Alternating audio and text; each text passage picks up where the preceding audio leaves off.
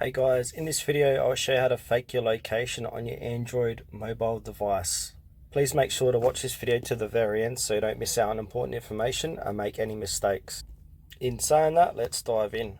Alright, the first thing you need to do is head over to your Play Store and download an app called Fake GPS. So type in Fake GPS, and once you've typed that in the search for it, click on the Fake GPS location by Alexa, and then click on install and wait for this to download and install. Once that is done, click on open. Alright, we'll come to this page, saying almost there. You need to set Fake GPS as a mock location app. So to do this, open up settings, search for Fake GPS location.